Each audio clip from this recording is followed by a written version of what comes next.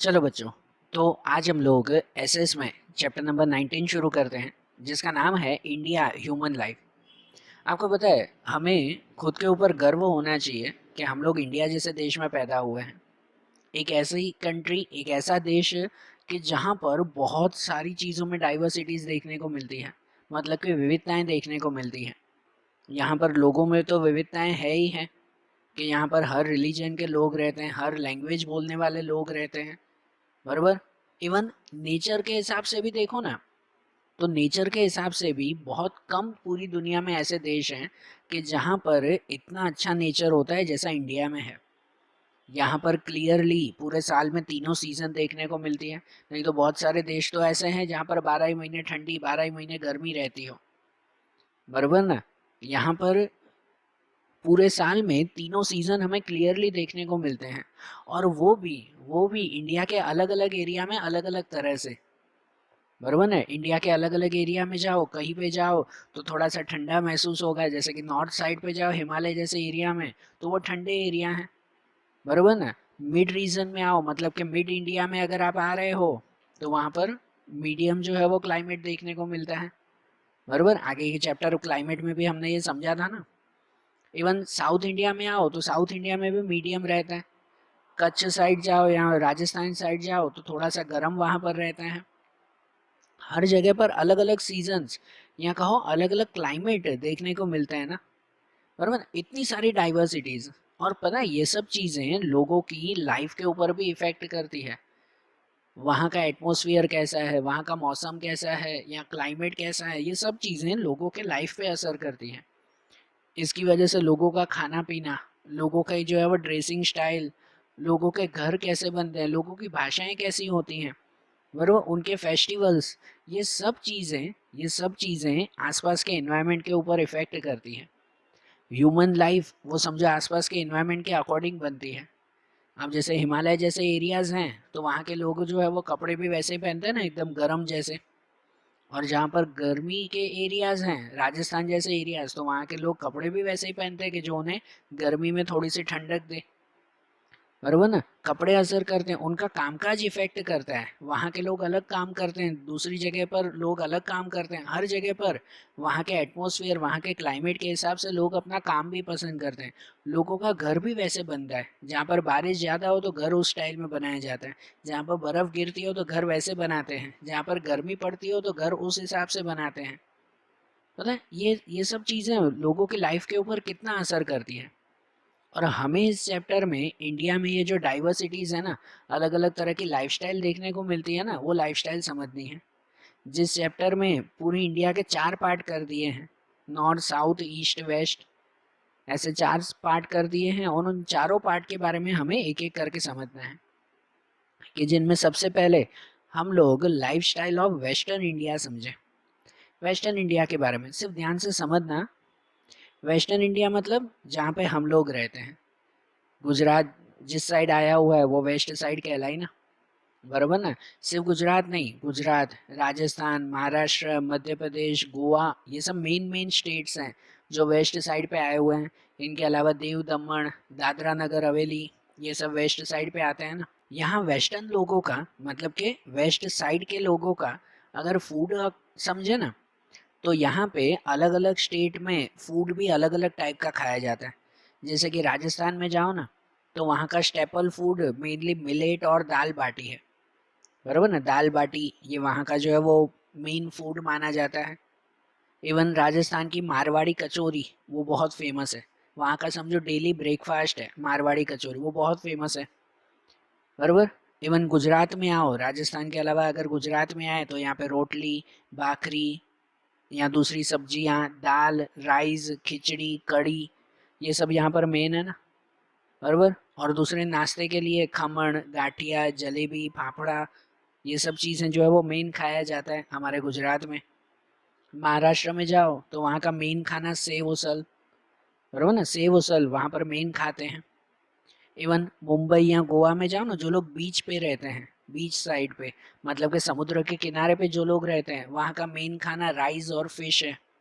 उन्हें चावल और फिश वहाँ पर वो मेन ये खाते हैं। तो जैसा प्लेस हो वैसा वहाँ का फूड भी तैयार होता है ना। ये सब वेस्ट साइड पे, हाँ, इंडिया के वेस्ट साइड पे। दूसरा, अगर ड्रेस के बारे में समझे ना, कपड़े अगर समझे, तो वो भी अलग अलग जगह पर अलग अलग हैं। जैसे अगर राजस्थान के बारे में समझे, कि राजस्थान आपको पता है ना ऑलमोस्ट डेजर्ट एरिया है या तो ड्राई एरियाज है वहाँ पर, बराबर। तो इनकी वजह से वहाँ के लोग कपड़े भी वैसे ही पहनते हैं। अब राजस्थान में खासकर जो कपड़े पहनते हैं ना वो एकदम कलरफुल पहनते हैं। वहाँ का कल्चर ऐसा है कि वो एकदम कलरफुल ड्रेसेस पहनते हैं। जनरली वहाँ के जो मैन हैं, वहाँ के जो लोग होते हैं, वो धोती, अंगरखू, है ना, यहाँ कलरफुल एकदम पगड़ी पहनते हैं वो, है ना, धोती और छोटा सा अंगरखू, मतलब कुर्ता नहीं, ऊपर जैसे हम लोग भी गुजरात में भी वैसा पहनते हैं, बराबर। आपने राजस्थानी स्टाइल वो देखी होगी, जैसे वो नहीं, क्या कहते हैं, नवरात्रि में जैसे गरबा खेलने के लिए जाते हैं तो नीचे धोती पहनते हैं, जो जेंट्स जो मेन होते हैं, वो बॉयज होते हैं, वो के नीचे धोती पहनेंगे और ऊपर कुर्ता नहीं लेकिन अंगरखू, कमर तक आता हो सिर्फ उतना ही, बराबर। तो वैसा ही राजस्थान में भी वैसा पहनते हैं, ऊपर जो है वो पगड़ी पहनते हैं। जो वुमेन है, वो वुमेन जो है क्या कह सकते हैं कि भाई अपना राजस्थानी स्टाइल की ड्रेस वो पहनते हैं, एकदम कलरफुल ड्रेस है, जो घाघरा चोली जैसे हम लोग गुजरात में पहनते हैं उनकी तरह ही, लेकिन वहाँ पर उनके जो है वो पहनने की स्टाइल अलग, बराबर। राजस्थान में दूसरा फेमस है वहाँ की मोजड़ी। राजस्थानी मोजड़ी बहुत फेमस है। ज़्यादातर वहाँ पर मोजड़ी है ना कैमल हाइट्स में से, मतलब कैमल की स्किन में से बनाई जाती है। जब कैमल की डेथ हो जाती है तो उसकी स्किन में से ऐसी मोजड़ी बनाते हैं, वो भी वहाँ पे बहुत फेमस है। इसके अलावा अगर गुजरात में आए तो गुजरात के लोग ज़्यादातर जो मेन हैं वो पहनते हैं धोती, कुर्ता, वाइट कैप पहनते हैं, है ना, या तो कोई पगड़ी पहनता है।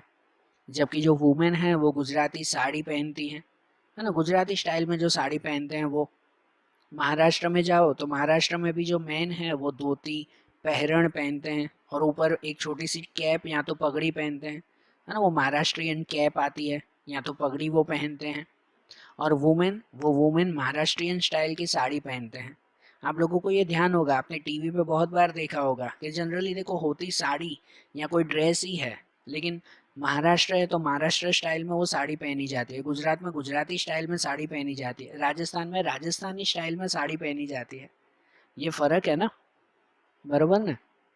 इनके अलावा अगर गोवा में जाओ, वैसे गोवा में भी पहले ट्रेडिशनल स्टाइल के ही कपड़े पहनते थे, जैसे कि मैन वैसे ही धोती या पहरण जैसे पहनते थे, और जो वुमेन्स थी वो जो है वो ट्रेडिशनल साड़ी पहनती थी।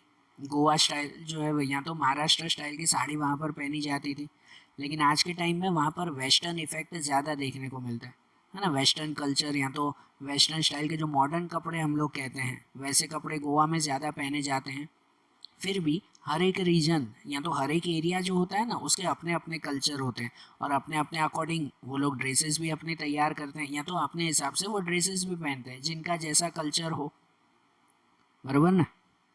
इसके अलावा अगर ड्वेलिंग देखें ना, मतलब कि भाई वहाँ पर वेस्टर्न साइड पे, इंडिया के वेस्ट साइड पे ड्वेलिंग्स मतलब यहाँ के घर कैसे बनते हैं, तो वो भी हर एक एरिया के अलग अलग तरह के घर बनते हैं। जैसे कि अगर राजस्थान में जाते हैं ना तो राजस्थान में बारिश कम होती है, ठीक है, इसकी वजह से वहाँ पर ज़्यादा जो घर होते हैं ना वो ऊपर फ्लैट टॉप वाले, मतलब जो छत होती है ना वो एकदम फ्लैट होती है, कैसे वो स्लाइड क्रॉस में बनी हुई नहीं, एकदम फ्लैट होती है, बराबर। वहाँ पर भी जो गांव में लोग रहते हैं वो गांव में ज़्यादातर लोग घास या मिट्टी के बने हुए कच्चे घरों में रहते हैं, और जो शहरों में लोग रहते हैं तो वो मॉडर्न स्टाइल के घर बनाते हैं। राजस्थान में ऐसा, गुजरात में भी वैसा ही, कि गुजरात में भी जो गांव में जो लोग रहते हैं ना वो आज भी लकड़ों के बने हुए, घास के बने हुए कच्चे घरों में रहते हैं। और जो लोग शहरों में रहते हैं, गुजरात में हम लोग जैसे शहर में रहते हैं, तो शहर में मॉडर्न ईंट और जो है वो क्या कह सकते हैं ब्रिक्स, सीमेंट, इन सब के बने हुए पक्की बिल्डिंग, पक्के घरों में रहते हैं, बराबर। इनके अलावा महाराष्ट्र, मध्य प्रदेश, गोवा, वहाँ पर भी अगर जाओ तो शहर और गांव में यही फ़र्क देखने को मिलता है। गांव में अक्सर कच्चे घर होते हैं, और जहाँ शहर में आओ तो मॉडर्न स्टाइल वाले, मॉडर्न फैसिलिटीज़ वाले पक्के घर होते हैं, बराबर ना। जहाँ पर बारिश ज़्यादा होती है ना हमारे वेस्ट साइड पे, जैसे महाराष्ट्र के कुछ प्लेसेस हैं कि जहाँ पर बारिश बहुत ज़्यादा होती है, तो जिस एरिया में बारिश ज़्यादा होती हो ना, तो वहाँ के घर कैसे बनाए जाते हैं, तो वहाँ पे जो घर, जो छत बनाई जाती है उनकी, वो स्लोप में बनाई जाती है, कि जिससे अगर बारिश का पानी आए भी तो वो बारिश का पानी बह जाए नीचे छत पे, ऊपर छत पे जो है वो जमा ना रहे, बराबर ना। तो जैसी प्लेस हो ना, उसके हिसाब से घर भी वहाँ पर चेंज होते हैं। इनके अलावा लैंग्वेज, लैंग्वेज अगर बोलें तो लैंग्वेज भी हर प्लेस पर अलग अलग है। जो राजस्थानी पीपल हैं वो जनरली हिंदी बोलते हैं, है ना, हिंदी, या तो ज़्यादातर मारवाड़ी बोलते हैं, हिंदी या मारवाड़ी वो वहाँ की मेन लैंग्वेज है राजस्थान में। गुजरात में आओ तो यहाँ की मेन लैंग्वेज गुजराती, लेकिन हर एक एरिया में अलग अलग है। गुजरात इतना बड़ा स्टेट है कि जहाँ पर हर एरिया में अलग अलग तरह की गुजराती बोली जाती है। जैसे कच्छ में जाओ तो वहाँ पर कच्छी होती है, बराबर ना। सौराष्ट्र में जाओ तो वहाँ पर सौराष्ट्र जैसी भाषा है। काठियावाड़ में जाओ तो काठियावाड़ी भाषा है, गुजराती ही, लेकिन उनके अलग अलग डायलेक्ट देखने को मिलते हैं। मध्य प्रदेश में जाओ तो वहाँ पर हिंदी भाषा मेन बोलने को मिलती है। महाराष्ट्र में मराठी भाषा होती है। गोवा में कोंकणी भाषा होती है, कोंकणी, गोवा में चलती है कोंकणी भाषा, बराबर। तो इस हिसाब से एरिया वाइज भी जो है वो लैंग्वेज भी चेंज होती है। फिर फेस्टिवल की अगर बात करें कि कौन कौन से फेस्टिवल्स हैं यहाँ पर, तो यहाँ पर बहुत सारे फेस्टिवल्स मनाए जाते हैं। कि जैसे मेन फेस्टिवल्स, जो जो स्टेट के मेन फेस्टिवल्स हैं वो अगर देखें तो राजस्थान है, तो राजस्थान में होली, गणगौर, ये यहाँ पर मेन मनाए जाते हैं। दूसरे तो देखो पूरी इंडिया में हर जगह पर जो है वो अलग अलग तरह के फेस्टिवल्स मनाए जाते ही हैं, लेकिन होली है, गणगौर है, वो राजस्थान में मेन फेस्टिवल्स मनाए जाते हैं। और इनके साथ राजस्थानी डांस अगर देखें ना, तो राजस्थानी घूमर, कच्ची घोड़ी, कालबेलिया, ये राजस्थान के मेन डांसेस हैं। घूमर डांस, कच्ची घोड़ी डांस, कलबेलिया डांस, ये वहाँ के मेन डांसेस हैं। गुजरात में अगर आओ तो गुजरात में यहाँ का मेन डांस वो रास गरबा है ना। और गुजरात में मेन फेस्टिवल भी कौन सा मनाया जाता है, नवरात्रि मनाई जाती है, बराबर ना। गुजरात का मेन फेस्टिवल नवरात्रि, और यहाँ का जो है वो फेमस डांस भी रास गरबा है। महाराष्ट्र में जाओ तो महाराष्ट्र का मेन फेस्टिवल वो गणेश चतुर्थी है, बराबर ना, मेन फेस्टिवल गणेश चतुर्थी। और महाराष्ट्र का मेन डांस अगर देखो ना, डांस फॉर्म, तो वो लावणी है, लावणी डांस, वो वहाँ महाराष्ट्र में सबसे फेमस डांस है। मध्य प्रदेश में जाओ तो मध्य प्रदेश में शिवरात्रि बहुत धूमधाम से मनाई जाती है। एमपी में शिवरात्रि मनाई जाती है बहुत ही धूमधाम से, बराबर। इनके अलावा जो बाकी के फेस्टिवल हैं जैसे दिवाली, शिवरात्रि, दशहरा, गणेश चतुर्थी, ईद, मुहर्रम, क्रिसमस, महावीर जयंती, पतेती, चेटी चंड, बुद्ध जयंती, ये सब फेस्टिवल तो हर जगह पर अपने अपने कल्चर के हिसाब से मनाए जाते हैं, बराबर ना। और फेयर्स की बात करें ना, मेले, पता है फेयर्स वो हर एक स्टेट या समझो हर एक प्लेस के लिए बहुत ही ज़रूरी होते हैं। फेयर्स भी, कोई भी फेस्टिवल आता है तो उस फेस्टिवल के हिसाब से मेले लगते हैं, तो लोगों के लिए अपने आसपास एक एंटरटेनमेंट तैयार होता है कि हाँ चलो भाई फेस्टिवल है तो इस बहाने यहाँ मेले में घूमने चलें या तो यहाँ पर चलें। एक एंटरटेनमेंट उनके लिए क्रिएट होता है। कि जैसे राजस्थान है तो राजस्थान में पुष्कर का मेला लगता है, हर साल वहाँ पर पुष्कर का मेला लगता है जो बहुत ही ज़्यादा फेमस है, बराबर। सिर्फ राजस्थान में नहीं, पूरी इंडिया के लिए वो बहुत ज़्यादा फेमस है। गुजरात में जो है वो सिद्धपुर में मेला लगता है, बराबर। गुजरात में सिद्धपुर का जो है वो मेला लगता है वहाँ पर, कि जहाँ पर ऐसे समझो कि क्या कहते हैं, मतलब पूरे गुजरात में जो भी डोंकीज़ होते हैं ना, डोंकीज़ हैं या कैमल्स हैं, वो वहाँ पर लाए जाते हैं और वहाँ पर बेचे जाते हैं, बराबर। ऐसा इतना बड़ा मेला लगता है वहाँ पर। इनके अलावा गुजरात में तरनेतर का मेला लगता है। थानगढ़ है, थानगढ़ प्लेस है, वहाँ पर तरनेतर का मेला वहाँ पर लगता है, बराबर। जूनागढ़ में भवनाथ का मेला लगता है। डांग में लगता है डांग दरबार का मेला, बराबर।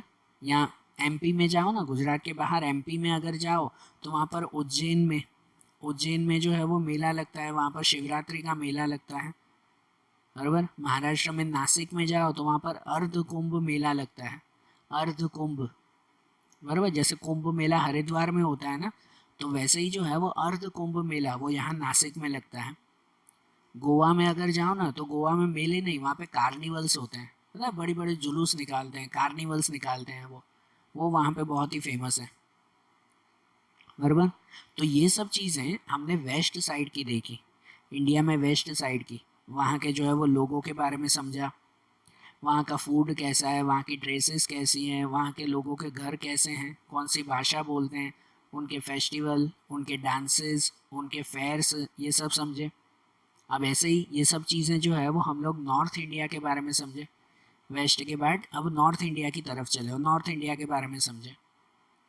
नॉर्थ इंडिया मतलब जहाँ पर हमारे इंडिया का नॉर्थ साइड है, जहाँ पर मेन स्टेट्स आते हैं पंजाब, हरियाणा, जम्मू कश्मीर, हिमाचल प्रदेश, उत्तर प्रदेश, उत्तराखंड, दिल्ली, बराबर। ये जो है वो मेन स्टेट्स वहाँ पर आते हैं।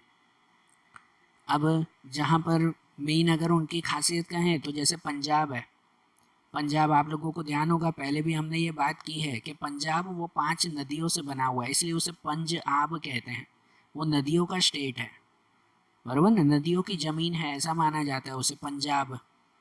दूसरा जम्मू कश्मीर के बारे में अगर समझो तो जम्मू कश्मीर उसे तो भाई पृथ्वी का स्वर्ग कहते हैं ना, कश्मीर को, इतना सुंदर वो जम्मू कश्मीर है, बराबर ना। उत्तराखंड में जाओ तो उत्तराखंड को देवभूमि कहा जाता है, देवभूमि।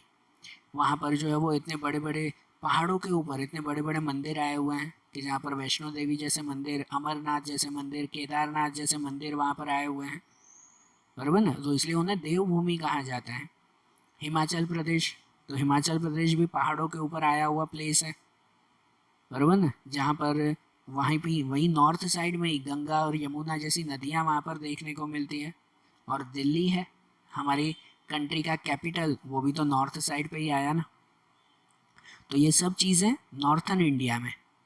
अब नॉर्थन इंडिया के बारे में समझें तो सबसे पहले उनके फूड के बारे में समझें।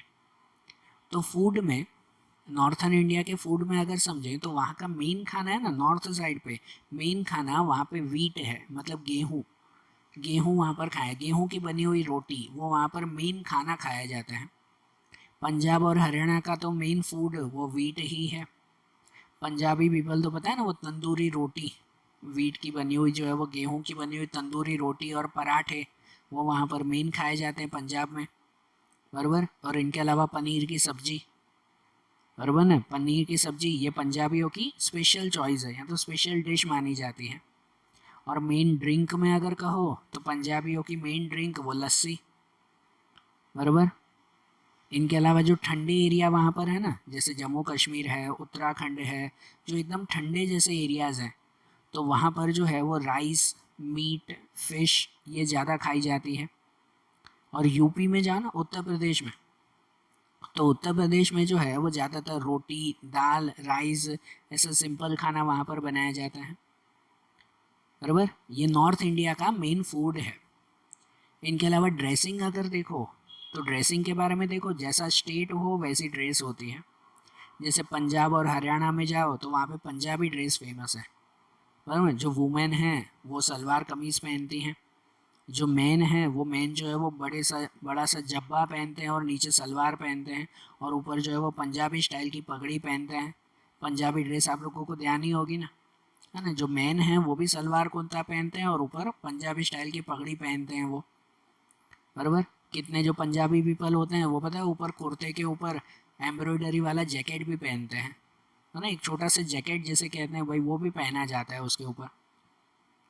कश्मीर में जाओ तो वहाँ पर कश्मीरी ड्रेसेस हैं, ऐसी एकदम जाड़ी ड्रेसेस होती हैं कि जो वहाँ पर ठंडी में उन्हें राहत दे, ऐसी ड्रेसेस वहाँ पर पहनी जाती हैं, बराबर। और वहाँ पे जो ड्रेसेस जनरली पहनते हैं ना पूरी बॉडी कवर हो जाए कि जिससे वो ठंडी से बच सकें, ऐसी ड्रेसेस ज़्यादातर कश्मीर में या तो हिमाचल प्रदेश, उत्तराखंड वहाँ पर वैसे पहनी जाती हैं, ठीक है। कि जहाँ पर जो जेंट्स हैं वो ज़्यादातर ऊपर कैप पहनते हैं, ऊपर गरम गरम टोपी आती है और वो गरम टोपी ऊपर पहनते हैं कि ठंडी से बच सकें, और जो लेडीज़ हैं वो स्कार्फ वगैरह पहनती हैं, ठीक है। और उत्तर प्रदेश में, यूपी में अगर जाएं तो उत्तर प्रदेश में जो है वो धोती, पहरण, बराबर, या तो टाई, स्कार्फ ये जो है वो पहनते हैं। और जो लेडीज़ हैं वो साड़ी पहनते हैं, जो यूपी स्टाइल की साड़ी वहाँ पर पहनी जाती है। वहाँ के घर अगर देखो तो घर भी एरिया वाइज अलग अलग हैं। पंजाब और हरियाणा में जाओ ना तो वहाँ पर इतनी ज़्यादा बारिश नहीं होती, तो इसकी वजह से वहाँ की जो बिल्डिंग्स होती हैं वो कैसी बनी हुई होती है, फ्लैट रूफ की। जहाँ पे बारिश नहीं होती ना, तो वहाँ की छत एकदम फ्लैट होती है, एकदम फ्लैट जो है वो छत बनाई जाती है। जहाँ पर बारिश या बर्फ़ ज़्यादा गिरती हो तो वहाँ पर जो है वो क्रॉस में, थोड़ी सी स्लोप में वहाँ पर छत बनाई जाती है। ठीक है। और शहर और गांव में वही फ़र्क है, कोई भी प्लेस पे जाओ शहर और गांव में वही फ़र्क रहता है कि जहाँ पर शहरों में जो है वो पक्के घर ज़्यादातर बने हुए होते हैं, और जब गांव में जाओ तो वहाँ पर कच्चे घर ज़्यादातर बने हुए होते हैं। बराबर। हिमाचल प्रदेश, उत्तराखंड, कश्मीर ऐसे प्लेसेस में जाओ ना, तो वहाँ पर ज़्यादा लंबी लंबी बिल्डिंग नहीं होती, जैसे हमारे यहाँ पर कैसे 10-10, 12-12 माले, या तो फिर जो है वो 50-50 माल की भी बिल्डिंग होती है। वहाँ पर नहीं, वहाँ पर ज़्यादातर 1 फ्लोर, 2 फ्लोर या 3 फ्लोर जितनी बिल्डिंग्स होती हैं, उससे बड़ी नहीं। क्योंकि वहाँ पर ज़्यादातर जो है वो क्या कह सकते हैं, पहाड़ी एरिया होता है ना, माउंटेन जैसे एरियाज होते हैं, तो एकदम लंबी बिल्डिंग वहाँ पर कम बनाई जाती है। इवन कितनी जगह पर तो वहाँ पर अंडर स्टोर, मतलब क्या कह सकते हैं कि भाई अंडरग्राउंड बिल्डिंग भी जो है वो बनाई जाती है, अंडरग्राउंड एक फ्लोर बनाया जाता है। उत्तराखंड, कश्मीर और हिमाचल प्रदेश, वहाँ ऐसे भी घर हैं कि जहाँ पर अंडरग्राउंड एक एक रूम बनाया जाता है। मतलब घर जितना ऊपर हो ना, तो नीचे भी एक घर बनाया जाता है, और उस घर में या उस रूम में, ज़मीन के अंदर जो रूम बनाया जाता है ना, उसमें जनरली जानवरों को पाला जाता है।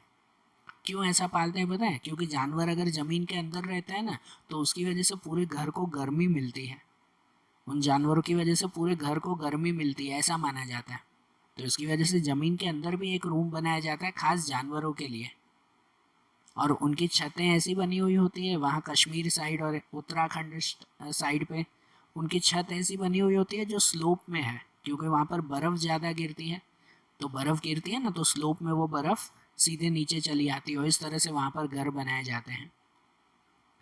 लैंग्वेज की अगर बात करें तो वहाँ पे भी हर प्लेस पे अलग अलग तरह की लैंग्वेजेस हैं, कि जैसे पंजाब में जाओ तो पंजाबी, हरियाणा में जाओ तो हरियाणवी वहाँ पर बोलते हैं, यूपी उत्तर प्रदेश में जाओ तो वहाँ पर हिंदी और उर्दू लैंग्वेज ज़्यादातर बोली जाती है। जम्मू कश्मीर में भी मेन लैंग्वेज उर्दू है, जम्मू कश्मीर में भी उर्दू लैंग्वेज मेन बोली जाती है। इनके अलावा कश्मीर में कश्मीरी भाषा, डोंगरी भाषा, डोंगरी डोंगरी भाषा वहाँ पर बोली जाती है। इनके अलावा उत्तराखंड में जाओ तो वहाँ पर हिंदी, गरवारी, गरवाही, कोमून, हिंदी, गरवाही, कोमून, ये अलग अलग भाषाएं हैं जो उत्तराखंड में बोली जाती हैं। हिमाचल प्रदेश में जाओ तो वहाँ की पहाड़ी भाषा मानी जाती है, वो पहाड़ी भाषा बोली जाती है। और हर एक प्लेस पे, हर शहर में जाओगे ना, तो हर शहर में वहाँ पर अलग अलग भाषाएं हैं, बराबर ना, हर शहर की अलग अलग भाषा वहाँ पर होती हैं। इनके अलावा वहाँ के फेस्टिवल्स अगर देखें, वहाँ पे कौन कौन से मेन फेस्टिवल, वहाँ के फेमस डांसेस कौन कौन से हैं वो अगर समझें, तो पंजाब में जाओ ना, तो पंजाब में बैसाखी, लोहरी, ये वहाँ की मेन फेस्टिवल्स हैं। बैसाखी होती है, लोहरी होती है, ये वहाँ के मेन फेस्टिवल्स हैं। और पंजाब का मेन डांस कौन सा, तो भांगड़ा डांस, ये वहाँ का मेन डांस। जम्मू कश्मीर में जाओ तो जम्मू कश्मीर में ईद, मुहर्रम, वो वहाँ पर मेन फेस्टिवल मनाया जाता है, ईद मनाई जाती है, मुहर्रम मनाया जाता है, बराबर ना। हिमाचल प्रदेश में जाओ तो वहाँ पर दशहरा बहुत ही खास मनाया जाता है। हिमाचल प्रदेश का कुल्लू है, कुल्लू मनाली कहते हैं ना, तो कुल्लू वहाँ का प्लेस है, वहाँ पर दशहरा बहुत ही धूमधाम से मनाया जाता है। उत्तर प्रदेश में जाओ तो उत्तर प्रदेश में होली, होली वहाँ का सबसे मेन फेस्टिवल है, बराबर। और उत्तर प्रदेश वो अपने कथक डांस के लिए बहुत फेमस है। इनके अलावा दूसरे फेस्टिवल जैसे शिवरात्रि, रामनवमी, जन्माष्टमी, दशहरा, ईद, मुहर्रम, क्रिसमस, ये सब फेस्टिवल तो रेगुलर वहाँ मनाए जाते ही हैं, बराबर ना। दूसरा, वहाँ के अगर मेले देखें ना, कि कौन कौन सी जगह पर कैसे कैसे मेले लगते हैं वहाँ पर, तो वहाँ हिमाचल प्रदेश में जो मैंने बताया ना कुल्लू प्लेस पर, वहाँ पर दशहरा मनाया जाता है, तो वहाँ दशहरा का बहुत बड़ा मेला लगता है वहाँ पर। पंजाब में जाओ तो पंजाब में जो है वो वहाँ पर शहीदों का मेला लगता है। पंजाब में मार्टियर्स फेयर, मतलब शहीदों का मेला, वो बहुत फेमस है। इलाहाबाद में, उत्तर प्रदेश के इलाहाबाद में जाओ तो वहाँ पर कुंभ मेला लगता है, हर 4 साल में कुंभ मेला लगता है, इस साल लगा हुआ है वहाँ पर, बराबर। कुंभ मेला और अर्ध कुंभ मेला वो वहाँ पर होता है, सही बात है ना। तो ये हमने पढ़ा किसके बारे में, नॉर्थ इंडिया के बारे में। अब उसके बाद जाएं साउथ इंडिया में। साउथ इंडिया के बारे में हम लोग समझे अब। तो साउथ इंडिया जहाँ पर मेन स्टेट्स आते हैं आंध्र प्रदेश, तेलंगाना, कर्नाटक, तमिलनाडु, केरला, बराबर ना, ये सब जो है वो मेन प्लेसेस वहाँ पर हैं। अब साउथ इंडिया के बारे में अगर समझे ना, उनके फूड के बारे में समझे। सबसे पहले उनका फूड, वो लोग क्या खाते हैं मेन। तो साउथ इंडियन स्टेट्स जितने भी हैं ना, वहाँ का मेन फूड वो फिश और राइस है, बराबर ना, फिश और राइस। जिसे कहते हैं ना कि भाई भात और मच्छी, वहाँ पर मेन वहाँ पर ये खाया जाता है, भात और मच्छी, मतलब चावल और मच्छी खाई जाती है। इनके अलावा इडली, डोसा, मेदू वड़ा, ये वहाँ का जो है वो मेन फूड माना जाता है, बराबर ना। उनके साथ होता है ना कि भाई क्या कह सकते हैं, वो सांभर बनाते हैं, कोकोनट चटनी तैयार करते हैं वहाँ पर, ये वहाँ का मेन फूड। इनके अलावा वो लोग स्पेशल बनाते हैं, वो आता है रसम। रसम तैयार करते हैं। रसम एक तरह की दाल आती है, एक तरह की दाल ही समझो, वो तैयार करते हैं, जो ऑलमोस्ट हर फूड के साथ उनमें होती है ना। घर में हर तरह का खाना बनता हो ना, मतलब कोई भी खाना बनता हो ना, तो उसके साथ वो रसम ज़रूर तैयार करते हैं। और वहाँ के लोग ज़्यादातर खाते कैसे हैं पता है, कोकोनट लीव्स में, बराबर। कोकोनट या तो बनाना लीव्स होते हैं, केले के पत्ते, या तो ये नारियल के पत्ते होते हैं, उन पत्तों के ऊपर वो खाते हैं, उनकी डिश में वो खाते हैं ज़्यादातर, बराबर। ये वहाँ का मेन फूड। इनके अलावा ड्रेसिंग अगर देखें कि वहाँ के लोग कपड़े कैसे पहनते हैं, तो वहाँ का है ना क्लाइमेट जो है ना, वो ज़्यादातर थोड़ा सा हॉट है, मीडियम से थोड़ा ज़्यादा समझो, थोड़ी गर्मी वहाँ पर ज़्यादा है। इसकी वजह से वहाँ के जो लोग कपड़े पहनते हैं ना, जो ज़्यादातर मैन भी कपड़े पहनते हैं, वो एकदम खुले जैसे कपड़े कहते हैं ना, वैसे पहनते हैं वो। कि जो मैन हैं वो ज़्यादातर जो है वो लुंगी, पहरण, या ऊपर जो है वो शोल्डर के ऊपर एक खेस जैसा रखते हैं, वो है ना, शोल्डर के ऊपर नहीं एक स्कार्फ जैसा वो रखते हैं, या तो कभी कभार सिर के ऊपर पगड़ी जैसा वो कुछ पहनते हैं, बराबर। आपने साउथ इंडियन जो मैन हैं उनमें देखा होगा ना कि ऊपर भी एक क्या कहते हैं, जब्बे जैसा ही होता है, नीचे लुंगी पहनते हैं जैसे, और साइड में एक बड़ा सा वो क्या कहते हैं, स्कार्फ जैसा या तो खेस जैसा वहाँ शोल्डर पे रखा जाता है। जो वहाँ की वुमेन्स हैं, वो वुमेन साड़ी पहनती हैं, वो साउथर्न स्टाइल में, साउथ इंडियन स्टाइल की साड़ी वहाँ पर पहले जाती है, बराबर। साउथ इंडियन जो गर्ल्स हैं, गर्ल्स या वुमेन्स हैं, वो अपने बालों में वेणी लगाती हैं, वेणी। वेणी मतलब कहते हैं कि भाई फूलों का गुच्छा, फूलों का गुच्छा उसमें लगाया जाता है, बराबर। इनके बाद ड्वेलिंग्स अगर कहो ना, मतलब वहाँ के घर कैसे होते हैं, साउथ इंडियन लोगों के ज़्यादातर घर वहाँ पर कैसे बने हुए होते हैं, तो उनके घर वहाँ पर ज़्यादातर पक्के घर होते हैं, बराबर। वहाँ पे जो बड़े बड़े शहरों में अगर जाओ ना, जैसे बेंगलोर है, चेन्नई है, ऐसे बड़े शहरों में अगर जाओ, तो वहाँ पे एकदम पक्के घर बने हुए होते हैं, बराबर। लेकिन अगर कोई दरिया किनारे के प्लेसेस पर वहाँ पर जाओ ना, तो वहाँ के घर जो है वो समझो कच्चे और पक्के मिक्स। वहाँ के घर, दरिया किनारे के जो घर होते हैं ना, वो ज़्यादातर कोकोनट लीव्स और कोकोनट स्टिक्स से ही बनाए जाते हैं। जो पेड़ होते हैं उन पेड़ों की लकड़ियों से ही ज़्यादातर बनाए जाते हैं। और साउथ इंडिया में एक कल्चर है कि वहाँ पर रेगुलरली उनके घर के बाहर है ना रंगोली बनाई जाती है, रोज़ रोज़ घर के बाहर रंगोली तैयार की जाती है। ये वहाँ का कल्चर है, स्पेशल कल्चर है साउथ इंडिया का, बराबर। इनके अलावा लैंग्वेज की अगर बात करें कि साउथ इंडिया में कौन कौन सी लैंग्वेजेस बोली जाती हैं, तो कर्नाटक में जाओ ना, साउथ इंडिया के कर्नाटक में जाओ, तो वहाँ पर कन्नड़ लैंग्वेज बोली जाती है, बराबर। इनके अलावा आंध्र प्रदेश और तेलंगाना में तेलुगु लैंग्वेज बोली जाती है। तमिलनाडु में तमिल लैंग्वेज बोली जाती है। केरला में मलयालम भाषा बोली जाती है। तो हर एक प्लेस में अलग अलग भाषा है, मतलब मेन वहाँ की भाषा कन्नड़, तेलुगु, तमिल, मलयालम, ये वहाँ की मेन भाषाएं हैं। वहाँ के फेस्टिवल, वहाँ के डांसेस अगर समझें, तो आंध्र प्रदेश वो अपने कुचिपुड़ी डांस के लिए फेमस है। आंध्र प्रदेश कुचिपुड़ी डांस, और वहाँ पे जो फेस्टिवल मनाए जाते हैं ना, वो शिवरात्रि, मकर संक्रांति।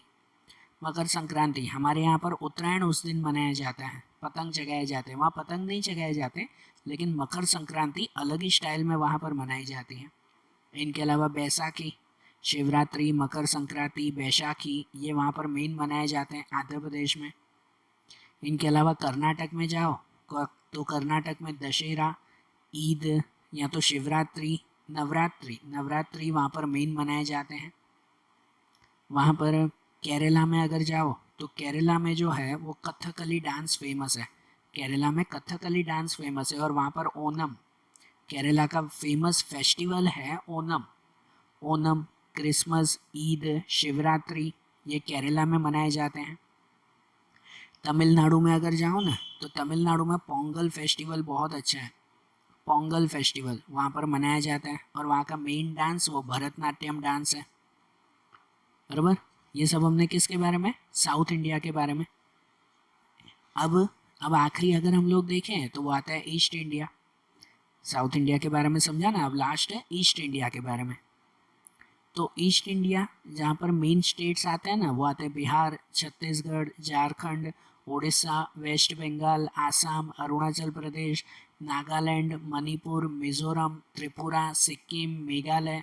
सबसे ज़्यादा स्टेट का हिस्सा वो हमारे ईस्ट साइड ही आता है, क्योंकि ईस्ट साइड पे ना छोटे छोटे स्टेट्स हैं, इसी वजह से वहाँ पर बहुत ज़्यादा स्टेट्स हैं। ईस्ट साइड पे छोटे छोटे बहुत सारे स्टेट्स आए हुए हैं। वहाँ के लोगों का अगर फूड समझे ना तो बिहार, झारखंड, छत्तीसगढ़, वेस्ट बंगाल, वहाँ के ज़्यादातर लोग सिंपल रोटी सब्जी वो खाते हैं, बराबर ना। और ज़्यादातर रोटी से ज़्यादा वहाँ पर चावल ज़्यादा खाए जाते हैं। बिहार, झारखंड और उस साइड जाओ ना तो वहाँ पर राइस या चावल वो ज़्यादा खाए जाते हैं। वहाँ का समझो स्टेपल फूड मतलब मेन फूड ही वो ये राइस है। इनके अलावा पल्सेस, ग्रीन वेजिटेबल्स ये उनका फेमस मील्स है, मतलब मेन खाना है उनका, बराबर। बंगाल साइड जाओ ना तो वहाँ पे रसगुल्ला है ना, रसगुल्ला जैसे हम लोग कहते हैं, या वहाँ पर जो कहते हैं रसगुल्ला, वो रसगुल्ला या तो संदेश, वो बिहार और झारखंड की जो है वो मेन स्वीट डिश है। स्वीट डिश जैसे कहते हैं मेन डिश, भाई वो स्वीट मीठे में वो खाते हैं रसगुल्ला या संदेश, वो वहाँ पर वहाँ की मेन डिशेस हैं। बिहार में जाओ तो बिहार में सत्तू खाया जाता है, सत्तू सत्तू बनाया जाता है, वो बहुत फेमस है। आसाम में जाओ तो आसाम की चाय बहुत फेमस है, बराबर। तो खाने में भी हर जगह पर अलग अलग। इसके अलावा ड्रेसिंग अगर हम समझें कि भाई ड्रेसिंग कैसी है, तो जो बिहारी पीपल हैं वो बिहारी पीपल जनरली धोती, जब्बो, खेस, उनके शोल्डर पे खेस होती है और ऊपर जो है वो छोटी सी पग पहनते हैं, मतलब पगड़ी पहनते हैं वो। जो वुमेन है वो बिहारी स्टाइल की साड़ी पहनती हैं, बराबर। झारखंड, आसाम, उड़ीसा वहाँ के लोगों की जो ड्रेसिंग स्टाइल होती है वो ऑलमोस्ट सिमिलर है ना। झारखंड, आसाम, उड़ीसा वहाँ पर उस स्टाइल की, जैसे वो पहाड़ों पे जैसे पहनते हैं ना, आसामीज पीपल आप लोगों ने देखे होंगे, आसाम के लोग शायद टीवी पे या कहीं पे देखा हो, तो वहाँ पर जो है वो ज़्यादातर लोग वैसे ही कपड़े पहनते हैं आसामी स्टाइल के। झारखंड और उड़ीसा में भी। बंगाल है तो बंगाल की ड्रेसिंग स्टाइल बिल्कुल अलग है। बंगाल में बंगाली स्टाइल की जो है वो ड्रेसेस पहनी जाती है। जो मैन है वो मैन भी जो है वो धोती और कुर्ता पहनते हैं, बराबर। और जो वुमेन्स हैं वो बंगाली स्टाइल की साड़ी पहनती हैं, बराबर ना। इनके अलावा ड्वेलिंग्स, उनके घर अगर देखें तो वहाँ पर भी ईस्ट साइड पर भी जनरली पक्के घर ज़्यादातर बने हुए हैं वहाँ पर। और जो जो एरियाज़ वहाँ पर पहाड़ों के एरियाज़ में आए हुए हैं ना, आसाम है या फिर झारखंड या दूसरे कुछ प्लेसेस हैं जो पहाड़ साइड पे आए हुए हैं, तो वहाँ के जो घर बने हुए होते हैं ना वो बाम्बू ट्रीज के बने हुए होते हैं ना, बाम्बू स्टिक के बने हुए होते हैं, वुड लकड़ियों के बने हुए होते हैं उसमें, बराबर। और वहाँ उस साइड है ना ईस्ट साइड पे बारिश बहुत ज़्यादा होती है, इसलिए अक्सर वहाँ के जो घर हैं उनकी छत वो स्लोप में बनी हुई होती है, ठीक है ना। स्लोपी जो है वो रूफ वहाँ पर बनाया जाता है कि जिससे वो बारिश से कंट्रोल कर सकें, ठीक है। बंगाल में है ना, बंगाल का वहाँ का कल्चर समझो या जैसे भी समझो, बंगाल में जो घर बनाए जाते हैं ना, उस हर एक घर के पास में एक छोटा सा पुकुर बनाया जाता है। पुकुर, पुकुर कहते हैं, पुकुर मतलब छोटा सा तालाब बनाया जाता है कि जहाँ पर वो लोग फिश रेयरिंग करते हैं। फिश रेयरिंग मतलब मछलियों को पालते हैं। बंगाल के ज़्यादातर घरों के पास में छोटे छोटे तालाब होते हैं जहाँ पर वो मछलियों को पालते हैं, है ना। और वही मछलियों का वो लोग खाने में यूज़ भी करते हैं, बराबर। इनके अलावा लैंग्वेजेस की अगर बात करो, भाषाओं की अगर बात करें ना वहाँ पर, तो झारखंड, बिहार, छत्तीसगढ़ वहाँ पर हिंदी मेन भाषा बोली जाती है, बराबर ना। इसके अलावा बिहार में मैथिली भाषा, भोजपुरी भाषा, मगधी भाषा वो भी वहाँ की मेन भाषाएं हैं। आसाम में आसामी भाषा बोली जाती है, उड़ीसा में उड़िया भाषा बोली जाती है, बंगाल में बंगाली भाषा बोली जाती है, मेघालय में गारो या खासी भाषा बोली जाती है। मेघालय के अंदर मेघालय उसमें गारो या खासी भाषा, या मिजोरम में मिजो भाषा बोली जाती है। हर एक की भाषाएं अलग अलग है ना। और वहाँ के फेस्टिवल, वहाँ के डांसेस अगर हम समझें तो उड़ीसा में ओडिसी डांस फेमस है, ओडिसी डांस बहुत फेमस है। आसाम में बिहू डांस फेमस है, बराबर। और वहाँ के फेस्टिवल समझो ना, तो उस साइड है ना जगन्नाथपुरी का फेस्टिवल, वो बहुत ही ज़्यादा खास मनाया जाता है, बराबर ना। जैसे जो है वो चैरियट, ये रथ यात्रा कहते हैं ना, हर साल में एक बार रथ यात्रा निकालते हैं, जगन्नाथपुरी की रथ यात्रा निकालते हैं, वो वहाँ पे बहुत ज़्यादा फेमस और बहुत ज़्यादा धूमधाम से, सबसे ज़्यादा धूमधाम से समझो वहाँ पे मनाई जाती है। हमारे यहाँ पर भी मनाते हैं, लेकिन सबसे ज़्यादा खास वो वहाँ पर मनाई जाती है, ईस्ट साइड में। इनके अलावा बिहार में जाओ ना, तो बिहार में छठ, भाई दूज, वो वहाँ के मेन फेस्टिवल है, छठ फेस्टिवल, भाई दूज। बंगाल में जाओ तो बंगाल में दुर्गा पूजा बहुत ही खास मनाते हैं, बराबर। तो ऐसे हर एक स्टेट के अपने अपने फेस्टिवल्स हैं, अपने अपनी जो है वो स्टाइल है, सही बात है ना। तो देखो अभी हमने पूरी इंडिया में चारों साइड के बारे में हमने समझा ना। अब ऐसे है ना, एक बार फिर से आप लोग टेक्स्ट बुक में ये चैप्टर रीड करना, क्योंकि देखो मैंने सिर्फ ये नेम रीड कर लिए, बराबर, क्योंकि इस चैप्टर में हर एक जगह के सिर्फ नेम थे ज़्यादातर। तो उसे टेक्स्ट बुक में से एक बार फिर से एक बार रीड करना, तो ये चैप्टर बहुत अच्छी तरह से माइंड में बैठ जाएगा। ओके, अब जो आगे के चैप्टर्स हैं वो अब हम लोग अगले वीडियोस में देखेंगे। Okay, thank you.